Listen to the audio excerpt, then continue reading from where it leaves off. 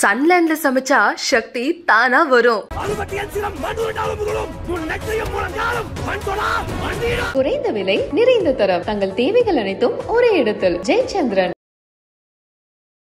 அது எவ்வளவு ஒரு டேஞ்சர், எவ்வளவு ஒரு பதட்டம், எவ்வளவு வந்து பாத்தீங்கன்னா டாக்டர்ஸ்குள்ள வந்துட்டு ஒரு பயத்தை ஏற்படுத்துது. அப்ப நல்லா இருக்கிற நல்லா பயங்கரமா வந்து ரொம்ப பேஷண்ட கேர் பண்ற டாக்டர் கூட வந்து ஐயோ இந்த பேஷண்ட்டுங்களானே டேஞ்சர் தான் போலடா, எனி டைம் நம்மள குத்துவாங்க போல இருக்கு. அம்மாவுக்கு ஏற்கனவே கேன்சர் இருந்தது, அதுக்கப்புறம் அந்த மருந்து மாத்தி கொடுத்ததுனால வந்து தவறு நடந்திருக்கு அப்படின்னு. கீமோதெரப்பின்றது என்னன்னா கேன்சரை அழிக்கக்கூடிய அந்த மருந்துகளை தான் கீமோதெரப்பின்னு சொல்லுவாங்க. கீமோதெரப்பி பொறுத்த வரைக்கும் கேன்சர்ன்றது என்ன, நம்ம உடம்புல அப்நார்மல் செல்ஸை அழிக்கிறது தான் கீமோதெரப்பி. இப்போ நம்ம கேன்சர்ல இருக்கிற அப்நார்மல் செல்ஸ் அழிக்குதுன்னா ஏன் நம்ம உடம்புல இருக்கிற செல்ஸையும் சேர்த்து தானே கொஞ்சம் அழிக்கும். அப்ப நான் என்ன சொல்ல வரேன்னா கீமோதெரப்பினாலே சைடு எஃபெக்ட்ஸ் உண்டு.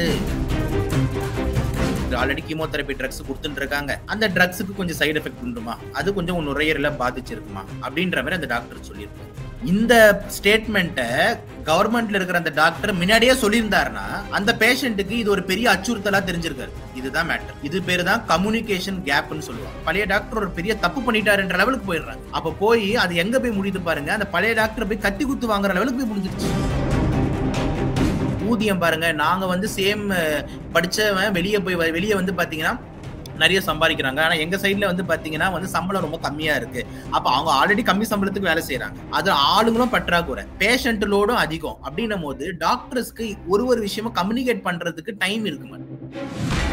இந்த இடத்துல வந்து நம்ம ஒரு டாக்டர் வந்து எனக்கு ப்ரொடெக்ஷன் வேணும், இவன் வந்து என்ன குத்திடுவான், இவன் வந்து என்ன கொன்றுவான் அப்படின்ற மாதிரி இருந்தா நீங்களாம் யாருங்க? அப்புறம் நம்ம ஆளுங்க தானே, உங்ககிட்ட எதுங்க ப்ரொடெக்ஷன்? இப்ப யோசிச்சு பாருங்க, நம்ம மக்களையே வந்து அந்த சிசிடிவி கேமரா வச்சுக்கிட்டு அந்த மெட்டல் டிடெக்டர் செக் பண்ணிக்கிட்டு கத்தி வச்சிருக்கேன் எதை வச்சிருக்கேன் செக் பண்ணி உள்ள அமிச்சா நம்மளுக்கு அதோட பெரிய அசிங்கம் என்னங்க இருக்கு? இவங்களை ட்ரீட் பண்றாங்கன்னா டாக்டர், இந்த கேன்சர் பேஷண்ட்ஸை ட்ரீட் பண்றாங்களா டாக்டர், அவர் வாழ்நாள் ஃபுல்லா இந்த மாதிரி கேன்சர் பேஷண்ட்டை ட்ரீட் பண்ணி பேஷண்ட் சரியே ஆக மாட்டேன்றாங்கன்ட்டு இவர் மன வருத்தத்துக்கு போய் அந்த டாக்டரே வந்து சூசைட் பண்ணிப்பாரு. நேற்று மருத்துவர் பாலாஜிக்கு நேர்ந்த அந்த சம்பவம் அப்படின்றது தொடர்ச்சியா அது சம்பந்தமா இந்திய அளவுல பேசு பொருளா மாறி இருக்கு. அதை முதல்ல எப்படி பாக்குறீங்க சார்? இல்ல, இது வந்து ரொம்ப ஃபர்ஸ்ட் ஆஃப் ஆல் வந்து வன்மையா கண்டிக்கக்கூடிய விஷயம் தான், அதுல எந்த மாற்று கருத்தும் கிடையாது. ஏன்னா வந்துட்டு ஒரு சட்டம் அப்படி ஒழுங்கு அப்படின்னு சொல்லிட்டு ஒரு ரொம்ப இம்பார்ட்டண்டா நம்ம எல்லா சிட்டிசன்ஸுமே ஃபாலோ பண்ண வேண்டிய ஒரு விஷயம் வந்து இருக்கு.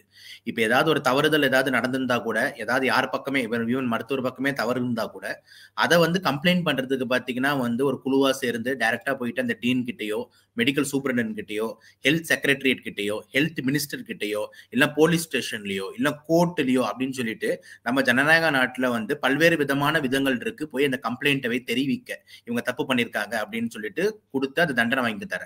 அந்த இடத்துல வன்முறையை கையில எடுக்கிறது வந்து எந்த விதத்திலையும் ஆதரிக்க முடியாது. அது ரொம்ப ரொம்ப பெரிய தவறு. இப்ப இந்த மாதிரி நீங்க தப்பு பண்ணிருக்கீங்க அப்படின்னு சொல்லிட்டு உடனே வந்துட்டு நான் கத்தி எடுத்துட்டு ஒரு 10 குத்திட்டு போறேன் அப்படின்னும் போது அது எவ்வளவு ஒரு டேஞ்சர், எவ்வளவு ஒரு பதட்டம், எவ்வளவு வந்து பாத்தீங்கன்னா டாக்டர்ஸ்குள்ள வந்துட்டு ஒரு பயத்தை ஏற்படுத்துது. அப்ப நல்லா பயங்கரமா வந்து ரொம்ப பேஷண்ட கேர் பண்ற டாக்டர் கூட வந்து ஐயோ இந்த பேஷண்ட்டுங்களானே டேஞ்சர் தான் போலடா, எனி டைம் நம்மள குத்துவாங்க போல இருக்கு, நம்ம ரொம்ப பேசிக்க கூடாது அப்படின்ற மாதிரி வந்துட்டு ஒரு இடத்துல கார்னர் செய்யப்படுவாங்க.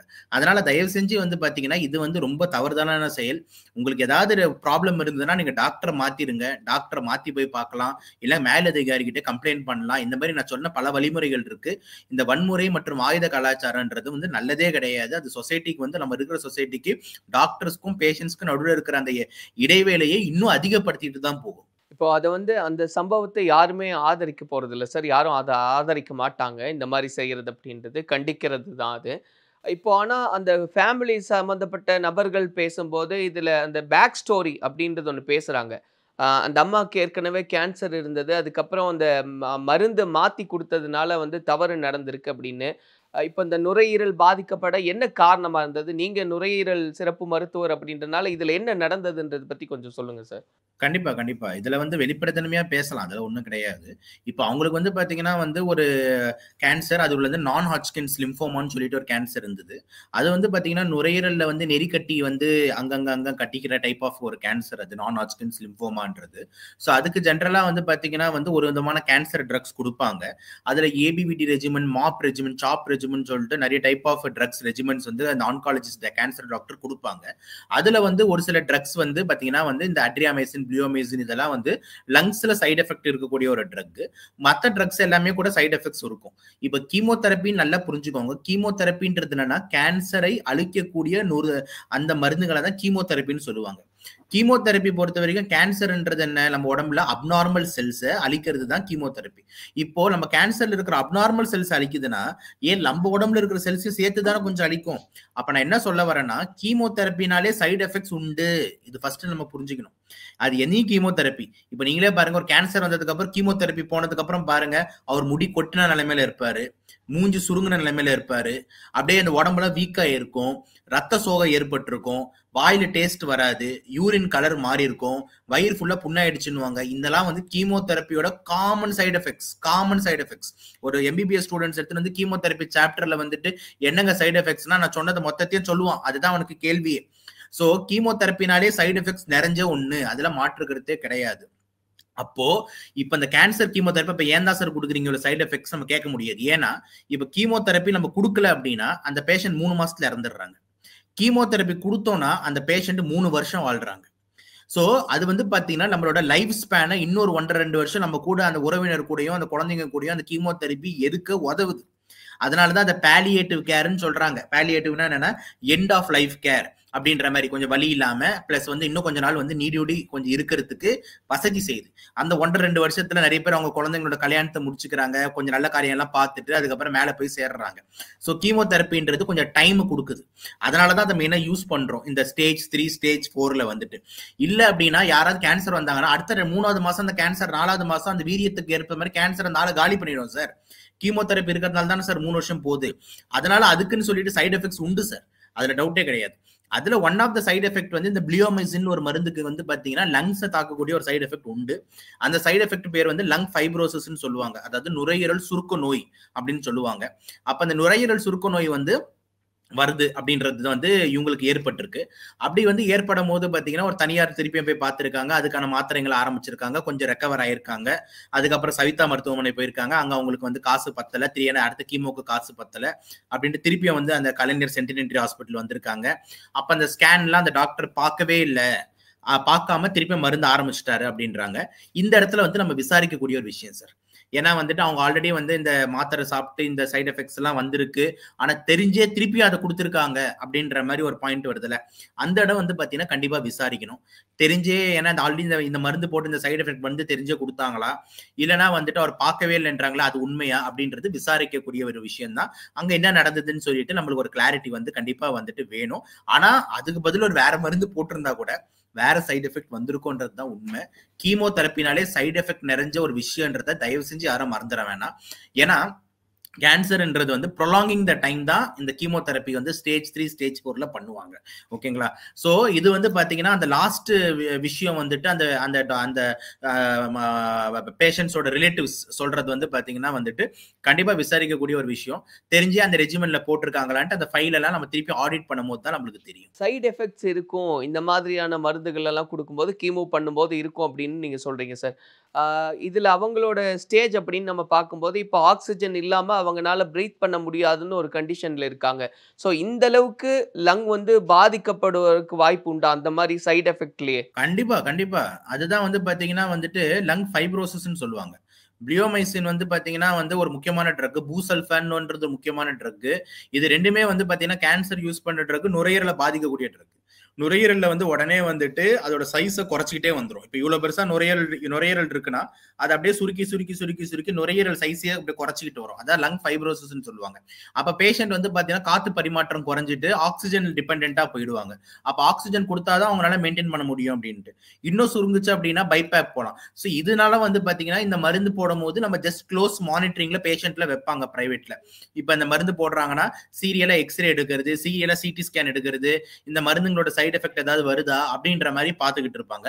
இந்த மாதிரி வந்து ஒரு மருந்துக்கும் செக்லிஸ்ட் வந்து பாத்துக்கிட்டே இருப்பாங்க. இந்த மாதிரி விஷயங்கள்லாம் வந்து நம்ம வந்து பண்ணுவாங்க. சோ இந்த அளவுக்கு ஆக்சிஜன் போற அளவுக்கு ஆகுமானா கண்டிப்பா நான் சொல்ற இந்த பிளியோமைசின், பூசல்ஃபான் லங் ஃபைப்ரோசிஸ் காஸ் பண்றதுனால ட்ரக் இன்டியூஸ் லங் இன்ஜுரினால ஆகிறதுக்கு வாய்ப்பு வந்து இருக்கு. இது ஒண்ணு. ரெண்டாவது வந்து பாத்தீங்கன்னா வந்துட்டு ஜெனரலாவே இந்த கேன்சர் பேஷண்ட்ஸ்க்கு வந்து பாத்தீங்கன்னா இன்ஃபெக்ஷன், அதாவது என்னன்னா இந்த எதிர்ப்பு சக்தி ரொம்ப குறைவா இருக்கும். அப்ப எதிர்ப்பு சக்தி ரொம்ப குறைவா இருக்கும்போது இந்த தொற்று நோய்கள் ஈஸியா வரும். ஸோ அடிக்கடி சளி பிடிக்கிறது, அப்புறம் லங்ஸ்ல உடனே வந்து தொற்று நோய்கள் வர்றது, இது வரும்போது திருப்பி லங் இன்னும் ஃபர்தரா டேமேஜ் ஆகும். ஸோ இது ஒரு விஷியஸ் சைக்கிள்னு சொல்றேன். விஷியஸ் சைக்கிள் என்னன்னா, இப்ப எதிர்ப்பு சக்தி குறையுது, அதனால திருப்பி இன்ஃபெக்ஷன் ஆகுது, இன்ஃபெக்ஷன் ஆகுறதுனால இன்னும் டேமேஜ், திருப்பி இன்னொரு இன்ஃபெக்ஷன், திருப்பியும் குறையுது, டேமேஜ் அப்படின்ற மாதிரி ஒரு சைக்கிள் தொடர்ந்துகிட்டே இருக்கும். அப்ப வந்து பாத்தீங்கன்னா இதுக்கு வந்து ஒரு இல்லையாடா எண்டு அப்படின்ற மாதிரி தான் வந்துட்டு ஒரு போகும். இதுதான் வந்துட்டு சார் அந்த கேன்சர் பேஷண்ட் அனுபவிக்கிற ஒரு வழின்னு சொல்லுவோம்ல சார், கேன்சர் வந்துடக்கூடாதுன்னு சொல்றோம்ல, அதுக்கு காரணமே இதான் சார். கேன்சர் வந்து பாத்தீங்கன்னா கேன்சர் மட்டும் பிரச்சனை கிடையாது, கேன்சர்னால கேன்சர் மருந்துங்களோட பிரச்சனை, சைக்காலஜிக்கலா நம்மளுக்கு வர பிரச்சனை, எல்லாமே பிரச்சனை சார். அதனாலதான் வந்து இது பேர் வந்து பாத்தீங்கன்னா வந்து டெமோக்ளிஸ் சிண்ட்ரோம்னு சொல்லுவாங்க நம்மளோட மெடிக்கல் டேர்ம்ல. என்னன்னா அந்த கேன்சர் பேஷண்ட் வந்துட்டு ஒரு கட்டத்துல வந்து மன வருத்தத்துல ஒரு 5-6 மாசம் ஆஃப் ட்ரீட்மெண்ட்டுக்கு அப்புறம் அவங்கள வந்து செல்ஃபா இறந்துப்பாங்க சார், சூசைட் மாதிரி பண்ணிப்பாங்க. இந்த சிண்ட்ரோம் பேர் தான் டெமோக்ளிஸ் சிண்ட்ரோம்னு சொல்லுவாங்க. இதுல இன்னொரு அற்புதமான ஒரு கண்டென்ட் என்னன்னா, இவங்களை ட்ரீட் பண்றாங்கன்னா டாக்டர், இந்த கேன்சர் பேஷண்ட்ஸை ட்ரீட் பண்றாங்களா டாக்டர், அவர் வந்து அவர் வாழ்நாள் ஃபுல்லா இந்த மாதிரி கேன்சர் பேஷண்ட்டை ட்ரீட் பண்ணி பேஷண்ட் சரியே ஆக மாட்டேன்றாங்கன்ட்டு இவர் மன வருத்தத்துக்கு போய் அந்த டாக்டரே வந்து சூசைட் பண்ணிப்பாரு. இது பேர் தான் பேர்ன் அவுட் சிண்ட்ரோம்னு சொல்லுவாங்க. இது வந்து ஆன்காலஜி டிபார்ட்மெண்ட்ல நடக்கக்கூடிய ரொம்ப காமன் விஷயம். ஏன்னா கேன்சர் பேஷண்ட் பெரும்பாலும் காப்பாற்ற முடியாது அன்லெஸ் அண்ட் அன்டில் அவங்க ஃபர்ஸ்ட் ஸ்டேஜ்ல இல்லைன்னு. அப்படின்னு இருக்கும்போது ஒரு டாக்டருக்கு சாட்டிஸ்பாக்சன் என்னன்னு பாத்தீங்கன்னா வந்து பேஷண்ட் நல்லா ஆயிட்டேன், நான் சூப்பர் ஆயிட்டேன் சார், நல்லா இருக்கேன் சார்ன்னு சொல்றது தான். அதெல்லாம் எதுவுமே நடக்கலன்னும் போது டாக்டரே மன வருத்தத்துக்கு போயிடுறாரு. ஸோ இதெல்லாமே வந்து இந்த மெடிக்கல் ஆன்காலஜில நடக்கிற ஒரு முக்கியமான விஷயம் நம்ம பார்க்கலாம். Okay sir. இப்போ நேத்துல இருந்து என்ன நடந்துட்டு இருக்கு அப்படின்றத நீங்க பார்த்துட்டு இருப்பீங்க. கைது செய்யப்பட்ட அந்த விக்னேஷினுடைய தாயாரும் சரி, அவங்க குடும்பத்தாரும் பேசும்போது, இதுல வந்து தவறு நடந்திருக்குன்றத வந்து அவங்களா முடிவுக்கு வரல. வேற டாக்டர்ஸ் வந்து டிஸ்கஸ் பண்றாங்க. இந்த மாரி ஒரு தப்பான சிகிச்சையா இருக்குமோ அப்படின்ற மாரி நெறைய அலிகேஷன்ஸ் அவங்க சொல்றாங்க. ஸோ இதுல எந்த இடத்துல வந்து இந்த ஒரு கிளாஷ் நடந்திருக்குன்றது நீங்க பார்க்குறீங்க சார்? இல்ல இப்ப இது வந்து நம்மளுக்கு என்னன்னா, இந்த டாக்டர் சைட்ல இருந்து ஒரு டாக்டர் இன்னொரு டாக்டர் போறோம் அப்படின்னும் போது சப்ஜெக்ட் ரொம்ப வேஸ்ட். இப்ப வந்து பாத்தீங்கன்னா ஒரு காரணத்துக்கு வந்து 100 காரணம் சொல்லலாங்க. ஒரு தலைவலின்னு எடுத்துக்கிட்டீங்க அப்படின்னா வந்துட்டு 100 காரணம் சொல்லலாம் தலைவலிக்கு. கண்ணு பவர்ல ஆரம்பிச்சு, சைனஸ்ல ஆரம்பிச்சு, ஸ்ட்ரெஸ்ல ஆரம்பிச்சு, பிபில ஆரம்பிச்சு, இன்ஃபெக்ஷன்ல ஆரம்பிச்சு சொல்லிட்டே போலாம்.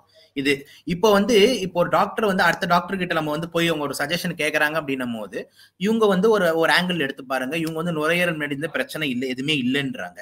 இப்ப அதுக்கப்புறம் வந்துட்டு இப்ப திடீர்னு இந்த கீமோதெரப்பி இந்த ப்ராப்ளம் போயிட்டு இருக்கு சார், கீமோதெரப்பி எடுத்துக்கிட்டு இருக்கேன், இப்ப என்னால மூச்சு விட முடியலன்னா அந்த டாக்டர் வந்து எந்த ஆங்கிள் யோசிப்பாரு அப்படின்னு பாத்தீங்கன்னா, இல்லம்மா அந்த உங்களுக்கு ஆல்ரெடி கீமோதெரப்பி ட்ரக்ஸ் கொடுத்துட்டு இருக்காங்க, அந்த ட்ரக்ஸுக்கு கொஞ்சம் சைடு எஃபெக்ட் உண்டுமா, அது கொஞ்சம் நுரையீரல பாதிச்சிருக்குமா அப்படின்ற மாதிரி அந்த டாக்டர் சொல்லியிருப்பாரு. இந்த ஸ்டேட்மெண்ட்டை கவர்மெண்ட்ல இருக்கிற அந்த டாக்டர் முன்னாடியே சொல்லியிருந்தாருன்னா அந்த பேஷண்ட்டுக்கு இது ஒரு பெரிய அச்சுறுத்தலா தெரிஞ்சிருக்காரு. இதுதான் மேட்டர். இது பேரு தான் கம்யூனிகேஷன் கேப்னு சொல்லுவாங்க. யார் அந்த கம்யூனிகேஷன் கேப் தான் அந்த கவர்மெண்ட்ல அதிகமா நடக்குது. அந்த கம்யூனிகேஷன் கேப்புக்கு காரணம் என்னன்னா ஆள் பற்றாக்குறை, நேரம் பற்றாக்குறைன்னு தான் முக்கியமான காரணம். ஒரு பேஷண்ட்டுக்கு நம்ம கரெக்டா இதுதான் அவன் பிரச்சனை அப்படின்னு சொல்லி இதெல்லாம் போட்டா அது ஆகுயான்னு சொன்னா அவனுக்கு அது புதுசா தெரியாது. இப்ப வந்து இந்த டாக்டர் எதுவுமே சொல்லாம போமா ஒண்ணும் இல்ல சரியாயிடும், அந்த கீமோதெரப்பி போடுமா, போமா டைம்ல போமா அப்படின்னு இவங்க கீமோதெரப்பி எடுத்துக்கிட்டு திடீர்னு ஏதோ சைடு எஃபெக்ட் வந்துட்டு இந்த டாக்டர் இல்லைன்னு வேற ஒரு டாக்டர் போய் பார்க்கும்போது அவர் வந்து இந்த இந்த விஷயமே உங்களுக்கு ஒரு ஷாக்கிங் ஆயிடுது. இந்த மாத்திரை போடுறீங்களா, அதுல உங்களுக்கு இந்த நுரையீரல் சுருங்கி இருக்குமா அப்படின்னு சொல்றாரு. அவர் சொல்றது வந்து ஒரு கேஷுவல் ஸ்டேட்மெண்ட். ஆனா அந்த பேஷண்ட்டுக்கு முன்னாடியே அதெல்லாம் சொல்லப்படலை. ஓகேங்களா? அதனால அவங்க என்னமோது அந்த டாக்டர், அந்த பழைய டாக்டர் ஒரு பெரிய தப்பு பண்ணிட்டாருன்ற லெவலுக்கு போயிடுறாங்க. அப்ப போய் அது எங்க போய் முடியுது பாருங்க, அந்த பழைய டாக்டர் போய் கத்தி குத்து வாங்குற லெவலுக்கு போய் முடிஞ்சிருச்சு. சோ இந்த கம்யூனிகேஷன் கேப் தான். ஏன்னா இது நம்ம டீல் பண்றது வந்து எமோஷன்ஸோட, நம்ம டீல் பண்றது மெடிக்கல்ல வந்து உயிரோட. அப்படின்னு இருக்கும் போது கண்டிப்பா ஒருத்தவங்களும் அவங்க அம்மா முக்கியமா இருக்கும், உங்க குழந்தைங்க முக்கியமா இருக்கும், அதுல மாற்றுக்கிறதே கிடையாது. அப்போ இந்த கம்யூனிகேஷன் கேப் எல்லாம் நம்ம கரெக்ட் பண்றது வந்து அரசு என்ன மாதிரி எல்லாம் டாக்டர்ஸ்க்கு ஹெல்ப் பண்ண முடியும்னு பாக்கணும். ஏன்னா கவர்மெண்ட் டாக்டர்ஸோட கோரிக்கையும் பாத்தீங்கன்னா சார் ஒரு 500 ஓபி வருதான் சார். ஒரு 2 டாக்டர் எப்படி சார் 500 பேர் பார்ப்பாங்க? யோசிச்சு பாருங்க. தனியார்ல வந்து பாத்தீங்கன்னா ஒரு 2 டாக்டர் மொத்தமாவே 25-30 பேஷண்ட் தான் பாக்குறாங்க.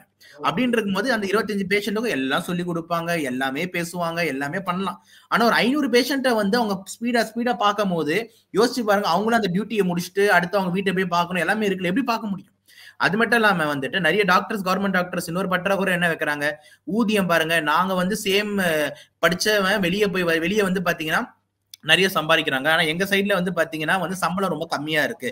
அப்ப அவங்க ஆல்ரெடி கம்மி சம்பளத்துக்கு வேலை செய்யறாங்க, அது ஆளுங்களும் பற்றாக்குறை. பேஷண்ட் லோடும் அதிகம். அப்படின்னும் போது டாக்டர்ஸ்க்கு ஒரு விஷயமும் கம்யூனிகேட் பண்றதுக்கு டைம் இருக்க மாட்டேங்குது. அப்ப கம்யூனிகேட் பண்ண முடியலன்னும் போது பேஷண்ட்டுக்கு மிஸ் அண்டர்ஸ்டாண்டிங் வருது. அந்த டாக்டர் எதுவுமே சொல்லல, அந்த டாக்டர் எரிஞ்சு வர்றாரு, இந்த மாதிரிலாம் ஒரு கான்செப்ட் டெவலப் ஆகுது. பிரைவேட்ல போகும்போது அப்படியே அவன் ஸ்வீட்டா சொல்லும் போது அவங்க சொல்ற அந்த விஷயம் புதுசா கேட்கறான். அப்படியா, இந்த மருந்து சாப்பிட்டா இது மாதிரிலாம் ஆகுமா, எதுவுமே எங்களுக்கு தெரியாத, அப்ப அந்த டாக்டர் தான் அப்படின்ற மாதிரி ஒரு முடிவுக்கு வராங்க. அப்போ ஒரு ரைவல்ரி ஸ்டார்ட் ஆகுது. இந்த இடத்துலதான் நம்ம வந்து கொஞ்சம் சரி செய்யணும் அப்படின்றது நம்மளோட கோரிக்கையா இருக்கு. இந்த கைது செய்யப்பட்ட விக்னேஷினுடைய தாயாரும் சரி, அவங்க குடும்பத்தாரும் பேசும்போது கத்தியில குத்துனதுன்றது தவறுதான். அதுக்கு என்ன தண்டனையோ அது அரசாங்கம் குடுக்கட்டும். அத வந்து சரியா செய்ய வேண்டியதுதான்றது சொல்றாங்க.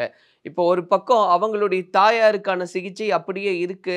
அ அப்படியே தான் இருக்காங்கன்னு பார்க்குறோம். இப்போ அதுக்கான தீர்வா நீங்க என்ன சொல்ல விரும்புறீங்க சார்? என்ன பண்ணணும் இந்த ஸ்டேஜ்ல அவங்க?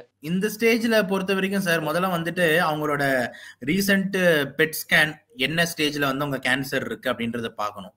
ரெண்டாவது வந்து பாத்தீங்கன்னா வந்து கண்டிப்பா வந்து அவங்களுக்கு பாருங்க இந்த ஃப்ரீ ஆக்சிஜன் வந்து கண்டிப்பா தேவைப்படுது சார். பைபேப் மெஷின்ஸ் தேவைப்படுது சார். ஏன்னா இது ரெண்டுமே வந்து பாத்தீங்கன்னா உங்களுக்கு மூச்சு வாங்குறது ரொம்ப அதிகமா இருக்கு. பேசும்போதே ரொம்ப மன வருத்தமா இருந்தது. அதனால வந்துட்டு ஒரு மினி செட்டப் அவங்களுக்கு தேவை. என்னன்னா வந்துட்டு ஒரு மல்டிபேரா மானிட்டர் வச்சு எப்பயுமே ஆக்சிஜன் எவ்வளவு இருக்குன்னு அந்த பல்ஸ் ஆக்சிமீட்டர் வழியா பாக்குறது, ஆக்சிஜன் வந்து நம்ம சப்ளை பண்றது, பைபேப் மெஷின்ஸ் வந்து தேவைப்படுது. இதெல்லாம் தேவை. இதுக்கு நடுவுல வந்து பாத்தீங்கன்னா நுரையீரலை மாற்ற இந்த கேன்சர் வந்து ஃபுல்லா கியூர் ஆயிடுச்சு அப்படின்னா, சப்போஸ் இந்த கேன்சர் கீமோதெரபி கொடுத்து ஃபுல்லாவே இப்ப ஒரு ரெமிஷன் ஃபேஸுக்கு போயிடுச்சு, கேன்சர் ஆக்டிவிட்டி இப்ப எதுவுமே கிடையாது, இப்ப வெறும் நுரையீரல் அந்த அழிஞ்ச பிரச்சனை மட்டும்தான், கேன்சர் எதுவுமே இல்லைன்ற மாதிரி ஒரு சிச்சுவேஷன் வந்ததுன்னா நுரையீரலை மாத்தும் சிகிச்சையை அரசு வந்து முன்னெடுக்கலாம் அப்படின்றது வந்து பாத்தீங்கன்னா நம்மளோட இதுவா இருக்கு. ஏன்னா இப்ப அவங்க நுரையீரல் வந்து டேமேஜ் ஆகி சுருங்கினதுனாலதான் இப்ப அவங்க ஆக்சிஜன்ல இருக்காங்க. அப்ப வேற ஒருத்தவங்க வந்து பாத்தீங்கன்னா இயற்கை மரணம் ஏற்பட்ட ஒரு நுரையீரல் வந்து நம்ம வந்து மாத்தி வைக்கும் போது இவங்களுக்கு ஒரு புது நுரையீரல் கிடைக்கும் போது அடுத்து ஒரு 10-15 வருஷம் அவங்க வந்து வாழ முடியும். இந்த நுரையீரல் மாற்று சிகிச்சை வந்து பாத்தீங்கன்னா பல்வேறு தனியார் மருத்துவமனையில சென்னையில பண்ணிட்டு இருக்காங்க. ஓகேங்களா, சக்சஸ்ஃபுல் டிரான்ஸ்பிளான்டும் பண்றாங்க. ஸோ இதெல்லாம் வந்து பாத்தீங்கன்னா உங்களுக்கு இருக்கிற நெக்ஸ்ட் ஆப்ஷன்ஸா வந்துட்டு இருக்கு சார். ஸோ இதான் வந்துட்டு அவங்க வந்து பண்ண வேண்டியது இருக்கு. கண்டிப்பா வந்து அரசும் இந்த கேஸ் மூலியமா வந்துட்டு பல்வேறு விஷயங்களை வந்து லைம் லைட்ல வந்து இந்த மாதிரி ஒரு விஷயங்கள் வந்து அப்பப்போ வந்துட்டு நடக்கிறதுனால வந்து ஒரு சில விஷயங்கள்லாம் பேசப்படுது. எங்க சைட்ல பாருங்க சார், இவ்வளவு பிரச்சனை இருக்குன்னு டாக்டர்ஸும் பேசுறாங்க, பேஷண்ட்டை டாக்டருங்க இப்படி எல்லாம் பண்றாங்கன்னு அவங்க கஷ்டத்துல பேசுறாங்க. அது மாதிரி வந்துட்டு நம்மளும் வந்து பார்த்தீங்கன்னா நம்ம கோரிக்கையை சொல்ல முடியுது. அரசு இதுக்கெல்லாம் வந்து கொஞ்சம் கேட்டு, ஐயோ, ஏன்னா எதுவுமே இல்லாம அப்படியே ஓடிக்கிட்டு இருந்தா சார் கண்டுக்காம தான் சார் இருக்காங்க. ஏதாவது நடந்தாதான் சார் வந்து ஒரு 10 பேர் கேள்வி கேட்கறாங்க, நீங்க கேள்வி கேட்கறீங்க. அற்புதமான வேலை சார் மீடியா செய்யறது. நேற்று எல்லாரும் உட்காந்து எல்லா ஆங்கிள்லயும் கேள்வி கேட்டீங்க, இந்த சைடையும் காமிச்சிங்க. அப்படியே போயிட்டு இவங்க சொன்ன அப்படியே இந்த டாக்டர் சைடு, இந்த அரசு நம்மளோட ஹெல்த் மினிஸ்டர் சைடு எல்லாம் போட்டுட்டு இருந்த மார்னிங் சைடு அப்படியே ஈவினிங் சைடு கொண்டு போயிட்டு நீங்க பேஷண்ட் சைடுல வச்சிங்க பாத்தீங்களா கேமரா. சரியான டீல். சோ அப்படி அங்க வைக்கும் போது பாத்தீங்கன்னா 2 பேரோட வாதமும் வரும்போது அப்பதான் உண்மை வந்து மக்களுக்கு என்னன்னு புரியுது. நம்ம உட்காந்து டீட்டெயிலா பேச முடியுது. ஆமா சார், இங்க இவ்வளவு ப்ராப்ளம் இருக்கு, இங்க இவ்வளவு ப்ராப்ளம் இருக்கு, எப்படி நீங்க இதை சரி செய்ய போறீங்க அப்படின்ற மாதிரி ஒரு கோரிக்கை வருது. கண்டிப்பா அரசு இதெல்லாம் வந்து பார்த்து ஏதாவது நடவடிக்கை எடுக்கும்ன்ற நம்ம நம்பிக்கை இருக்கு. ஸோ அரசாங்கம் இதுல எந்த விஷயங்கள் எல்லாம் கான்சியஸா பார்க்க வேண்டிய ஒரு ஸ்டேஜ் இருக்குன்னு நீங்க நினைக்கிறீங்க சார்? ஏன்னா இப்போ இந்த இன்வெஸ்டிகேஷன்ல 2 பக்கமே விசாரிக்க வேண்டியது இருக்குன்றது பார்க்குறோம். இதுல என்ன நடந்திருக்கு, எங்க அந்த தவறு நடந்தது, இப்போ இவரு செஞ்சதுக்கான நடவடிக்கை என்னன்றதெல்லாம் காவல்துறையுடைய கையில இருக்கு. பட் ஒரு காமன் மேனா இல்ல ஒரு டாக்டரா நீங்க வெளிய இருந்து பார்க்குறீங்க, இந்த இடத்துல அரசாங்கம் என்ன செய்யணும்? சார் அரசாங்க சைட்ல தான் சார் நிறைய செய்ய வேண்டியது இருக்கு. ஏன்னா அரசு மருத்துவமனை அப்படின்றது வந்து ரொம்ப முக்கியமான விஷயம் நம்மளோட ஹெல்த் கேர் சிஸ்டம்ல. ஏன்னா பல வீம்பு நிலை மக்கள், சாமானிய மக்கள், ஏழை எளிய மக்கள் எல்லாமே அரசு மருத்துவமனை தான் வைத்தியம் பார்க்குறாங்க. அவங்க யாருமே தனியார் போக முடியாது சார், ஏன்னா அங்க ரேட் ரொம்ப அதிகம். அப்படின்னு இருக்கும் போது நம்ம அரசு மருத்துவமனையில முடிஞ்ச அளவுக்கு மருத்துவர்களோட எண்ணிக்கையை கூட்ட வேண்டும். ஒண்ணு, மருத்துவர்களோட அந்த ஊதியத்தை வந்து கூட்டி, நீங்க யாரும் பிரைவேட் பிராக்டிஸ் பண்ணாதீங்க, இங்க வர பேஷண்ட்ஸை வந்து கொஞ்சம் நல்லாவே பாருங்க அப்படின்ற மாதிரி வந்து பாத்தீங்கன்னா அவங்கள வந்து, ஏன்னா அவங்க பிரைவேட் பிராக்டிஸ் ஏன் போறாங்க, இங்க நீங்க கொடுக்குற சம்பளம் பத்தல, நீங்க கொடுக்குற 80,000 1 லட்சம் பத்தல, என் சேம் ஃப்ரெண்டு அவன் ஒருத்தன் 4 லட்சம் 5 லட்சம் சம்பாதிக்கிறான், அப்ப நானும் போயிட்டு வெளியே ஒரு 30-40,000 சம்பாதிச்சுக்கிறேன் அப்படின்ற மாதிரி அவங்க வெளியே வந்து கொஞ்சம் சில பேர் பிராக்டிஸ் பண்றாங்க. அப்ப அந்த ஊதியத்தை நீங்க ஏத்தி கொடுத்தீங்கன்னா அவங்க ஏன் வெளியே போறாங்க? சோ அந்த மாதிரி ஊதியத்தை கண்டிப்பா ஏத்தி கொடுக்கறதுனால கண்டிப்பா அவங்களுக்கு வந்து ஒரு இன்னொரு சாட்டிஸ்பாக்சன் கிடைக்கும். நிறைய பேரை நீங்க வந்து போடுறதுனால, அந்த வேகன்சிஸ் எல்லாம் ஃபில் பண்றதுனால, இப்போ ஒருத்தர் 500 பேஷண்ட் பாக்கிறதுக்கு பதில் ஒருத்தர் வந்து 100 பேஷண்ட் பாக்குற ஒரு நிலைமை வருதுன்னா ஓரளவுக்கு வந்து இந்த பிரஷர் குறையும், அவங்க கம்யூனிகேட் பண்ணலாம். அதே மாதிரி நிறைய ஹெல்த் வாலண்டியர்ஸ், நிறைய பேர் பிசிஷியன் அசிஸ்டன்ட் நிறைய பேர் கோர்ஸ் வந்திருக்கு, பிசியோதெரபி ரிலேட்டடான நிறைய கோர்ஸ் வந்திருக்கு, பேஷண்ட் கோஆர்டினேட்டர்ஸ் நிறைய கோர்ஸ் வந்திருக்கு. இந்த கோர்ஸ்ல இருக்கிற ஸ்டூடெண்ட்ஸ் எல்லாம் ஏன் சார் ரெக்ரூட் பண்ண மாட்டேன்றீங்க? அவங்களெல்லாம் ரெக்ரூட் பண்ணுங்க. இப்ப பிசிஷியன் அசிஸ்டன்ட் அர்த்தம் டாக்டரோட பிஏன்னு அர்த்தம். அப்ப அவங்க என்ன பண்ணுவாங்க, பேஷண்ட் கிட்ட போய் டாக்டர் இதெல்லாம் சொல்லியிருக்காரு ஞாபகம் இருக்குல்ல, இந்த மருந்து போட்டா இந்த மாதிரி சைடு எஃபெக்ட் எல்லாம் வரும், அதுக்கு ஏத்த மாதிரி நீ உடனே சொல்லணும், இதெல்லாம் சொல்லுவாங்க. இப்ப டாக்டருக்கு அவ்வளவு சொல்றதுக்கு டைம் இருக்காதுன்றதுதான் அவருக்கு ஒரு பிஏ வைக்கிறோம் அப்படின்றத பிசிஷியன் அசிஸ்டன்டோட வேலை. கேஷீட் எழுதுறது, ஃபில் பண்றது, அந்த சக்து ஃபார்ம்லாம் எழுதுறது, கன்சென்ட் ஃபார்ம்லாம் வாங்குறது, இது எல்லாமே பிசிஷியன் அசிஸ்டன்ட் பண்ற வேலை. அப்ப இது மாதிரி ஆளுங்கெல்லாம் ஏன் ரெக்ரூட் பண்ண மாட்டேன்றோம்? அப்ப பட்ஜெட் இல்லைன்னும் போது இதெல்லாம் ரொம்ப சென்சிட்டிவான ஏரியா. இந்த ஏரியால பட்ஜெட்டை ஒதுக்குறது முக்கியமான விஷயம். வேற ஒரு தேவையில்லாம ஒரு இலவசத்துக்கு நம்ம ஒதுக்குறதுக்கு பதில் இந்த மாதிரி ஒரு விஷயத்துக்கு ஒதுக்குறதுன்றது முக்கியமான விஷயம். இதெல்லாம் அரசு கண்டிப்பா செய்யணும் அப்படின்னு பாக்குறோம். இதை தாண்டி பாத்தீங்கன்னா நம்ம சொல்ற மாதிரி இந்த சிசிடிவி சர்வேலன்ஸ் சொல்றாங்க, நம்ம டாக்டர்ஸ் தனியா போலீஸ் பூத்தே ஒண்ணு உள்ள வேணும்ன்றாங்க. அதே மாதிரி இந்த ஆர்ம்டு வெப்பன்ஸோட இருக்கிற ஒரு பாடி கார்ட்ஸ் வேணும்ன்றாங்க. ஏன்னா பல்வேறு பாத்தீங்கன்னா செக்யூரிட்டி ஏஜென்சி தாத்தாங்களா இருக்காங்க. அந்த தாத்தாங்க பாத்தீங்கன்னா சும்மா ஒரு குச்சி வச்சுக்கிட்டு இருக்காங்க. நேத்து கூட அந்த வீடியோல பாத்திருப்பீங்க, அவர் கத்தி எடுத்துட்டு அவர் குத்திட்டு போறாரு, 4 செக்யூரிட்டி போய் அவர் பிடிக்க கூட மாட்டேன்றாங்க, நடந்து போயிட்டு இருக்காங்க. டே அவருதான் நீ பொடின்றாங்களே தவிர கடைசி வரைக்கும் பிடிக்கல. அங்க வேற ஒரு வார்ட் பாய் தான் கடைசியில பிடிச்சாரு. செக்யூரிட்டி சர்வீசஸ் யூனிஃபார்ம் எல்லாம் பிடிச்சதுக்கு அப்புறம் பிடிக்கிறாங்க. சோ இப்படி இருக்கும்போது அப்ப யோசிச்சு பாருங்க எந்த அளவுக்கு அங்க செக்யூரிட்டி லேப்ஸ் இருக்கு. அப்ப இந்த செக்யூரிட்டி லேப்ஸ் எல்லாம் சரி செய்யணும். இது எல்லாமே டாக்டர்ஸ் கொடுக்குற கோரிக்கை தான். நான் லாஸ்டா ஒன்னு சொல்றேன், நம்ம எந்த ஊர்ல இருக்கோம்? நம்ம ஊர்ல இருக்கோம், தமிழ்நாடுல இருக்கும், சென்னையில இருக்கும், இந்தியால இருக்கும். நம்ம மக்களுக்கு அகேன்ஸ்டா நம்மளே ப்ரொடெக்ஷன் வேணும்னு கேட்கறதுன்றது ஒரு அவலமான சூழ்நிலை. இங்க யாருமே பாத்தீங்கன்னா நம்ம தொப்புள் குடி, நம்ம உறவினர்கள். நீங்க பாத்தீங்கன்னா ஒரு டாக்டரை பாத்தீங்கன்னா நம்ம சகோதரரா தான் நம்ம பார்க்கணும். நம்ம பாத்தீங்கன்னா ஒரு கெமிஸ்ட்ரியோட இருக்கணும். இந்த இடத்துல நம்ம ஒரு டாக்டர் எனக்கு ப்ரொடெக்ஷன் வேணும், இவன் என்ன குத்திடுவான், இவன் என்ன கொன்றுவான் அப்படின்ற மாதிரி இருந்தா நீங்களாம் யாருங்க? அப்புறம் நம்ம ஆளுங்க தானே, உங்ககிட்ட எதுங்க ப்ரொடெக்ஷன்? இப்ப யோசிச்சு பாருங்க, நம்ம மக்களையே அந்த சிசிடிவி கேமரா வச்சுக்கிட்டு அந்த மெட்டல் டிடெக்டர் செக் பண்ணிக்கிட்டு கத்தி வச்சிருக்கேன் எதை வச்சிருக்கேன் செக் பண்ணி உள்ள அமிச்சா நம்மளுக்கு அதோட பெரிய அசிங்கம் என்னங்க இருக்கு? நம்ம சொந்த மக்களே சந்தேகப்படுற மாதிரி ஆயிடுதுல. அப்ப அந்த மாதிரி ஒரு நிலையில தள்ளக்கூடாது அப்படின்னா ஒரு ஹார்மனி டெவலப் ஆகணும். அந்த ஹார்மனிக்கு அரசு முக்கியமான ஒரு பில்லரா இருக்கணும். இந்த டாக்டர்ஸ் பேஷண்ட்ஸுக்கு நடுவில் பாண்ட் அண்ட் ரிலேஷன்ஷிப்பை இன்க்ரீஸ் பண்ணணும் அப்படின்றத பல்வேறு இம்பார்ட்டன்ட் கோரிக்கையா வைக்கிறேன். ரொம்ப நன்றி டாக்டர் சபரி. ஏன்னா எல்லா பக்கத்துல இருந்தும் இந்த ஒரு விஷயத்தை எப்படி பார்க்கணுமோ அப்படி பார்த்து இதையெல்லாம் செய்யணும்னு நிறைய விஷயங்களை பேசியிருக்கீங்க. நிச்சயமா இது பார்க்குறவங்களுக்கு பயனுள்ளதாக இருக்கும். இதுவும் சமூகத்தில் ஒரு நல்ல விஷயங்களை விதைக்க முற்படும் அப்படின்னு நம்புறோம். நன்றி உங்களுடைய கருத்துக்களுக்கு. நன்றி சார். நன்றி சார். சன்லேண்ட்ல சமைச்சா சக்தி தானா வரும். குறைந்த விலை நிறைந்த தரம், தங்கள் தேவைகள் அனைத்தும் ஒரே இடத்தில். ஜெயச்சந்திரன்.